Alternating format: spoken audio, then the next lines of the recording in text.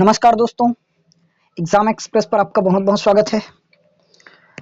SSC का हमारा कुछ क्लास चल रहा था, जिसमें कुछ क्लास मैंने आप लोगों को दे दिया है, जिसमें आयु संबंधी क्वेश्चंस को और नंबर सिस्टम का कुछ क्वेश्चन कल करा दिया था। आज हम लोग नंबर सिस्टम से थोड़ा सा आगे बढ़ेंगे, यानी कि नंबर सिस्टम ही है। इसमें से हम पढ़ेंगे, कुछ परिभाषाओं को जानेंगे, यानी कि कुछ संख्याओं को जानेंगे जो बहुत महत्वपूर्ण है। पहला है हमारा प्राकृत संख्या। ठीक, पहला प्राकृत संख्या। देखिए, प्राकृत संख्या किसे कहते हैं? गिनती की संख्या को ही प्राकृत संख्या कहा जाता है। इतना तो सब क्लियर। जैसे हम संख्या गिनती हैं 1 2 3 4 इस तरह से यूज करते हैं, वही हमारी क्या प्राकृत संख्या। 1 2 3 4 जो भी गिनते हैं वो हमारा क्या है? प्राकृत संख्या। यानी कि बोला जाए तो गिनने के लिए, गणना के लिए जिन संख्याओं का प्रयोग करेंगे वो उसी को हम लोग प्राकृत संख्या कहते हैं, गणना के लिए ना।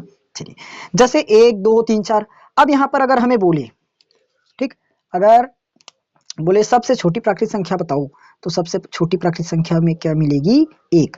सबसे छोटी, ये हो जाएगा हमारा सबसे छोटी प्राकृत संख्या 1। ठीक, अब बड़ी प्राकृत संख्या तो हम बता नहीं सकते, अनंत होगा, क्योंकि हम गणना उधर कितना भी कर सकते हैं, अनंत तक जाएगा। तो बड़ी प्राकृत संख्या क्या हो जाएगी? अनंत। बड़ी क्या होगी? अनंत। उसको हम नहीं बता सकते। ठीक, इसी प्रकार अगर पूर्ण संख्या की बात करें तो प्राकृत संख्याओं में शून्य को शामिल कर देते हैं, तो जो नया परिवार बनेगा उसे पूर्ण संख्या कहेंगे। देखो, अभी हमने प्राकृत संख्या किसको कहा? 1 2 3 4 इस तरह से जो चला उसको हमने क्या कहा? प्राकृत संख्या। अगर मैं प्राकृत संख्या में 0 भी डाल दूं तो अब क्या बन जाएगा? ये हमारा पूर्ण संख्या बन जाएगा। ठीक, प्राकृत संख्या समझ में आया? प्राकृत संख्या किसे कहेंगे? गणना के लिए जिन संख्याओं का प्रयोग करेंगे उसे प्राकृत संख्या। लेकिन ये हमेशा स्टार्ट कहां से होगा? 1 से स्टार्ट होगा। और अब 1 से स्टार्ट हो रहा है, अगर हम 1 के पहले 0 लगा दें तो वो हमारा क्या हो जाएगा? पूर्ण संख्या बन जाएगा। एकदम क्लियर। चलिए, सम संख्या विषम संख्या बताने की जरूरत नहीं है, पहली दूसरी क्लास से ही पढ़ते आ रहा हूं, फिर भी एक बार नजर डाल लो। अच्छा, सबसे छोटी पूर्ण संख्या क्या बताओगे? 0। सबसे छोटी पूर्ण संख्या 0। सबसे बड़ी पूर्ण संख्या वो तो इन्फिनाइट हो जाएगा, पता ही नहीं है, नहीं पता कर सकते। ओके, चलिए थोड़ा सा नीचे आते हैं। उसके बाद आएगा हमारा सम संख्या। सम संख्या किसे कहते हैं? वह प्राकृत संख्या जो 2 से विभाज्य है, सम संख्या कहलाती है। क्या हो? 2 से विभाज्य। ठीक, 2 से विभाज्य उसे क्या कहेंगे? सम संख्या।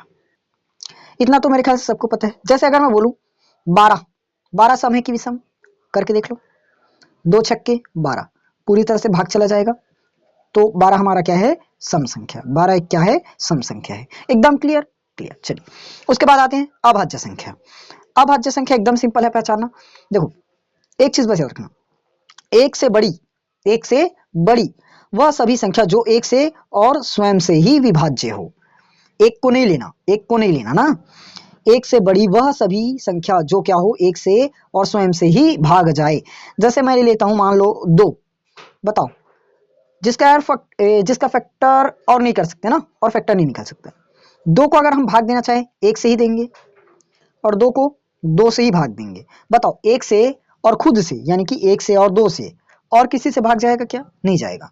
इसी प्रकार अगर 7 ले, वो 7 ले, बताओ 7 किससे किससे भाग जाता है?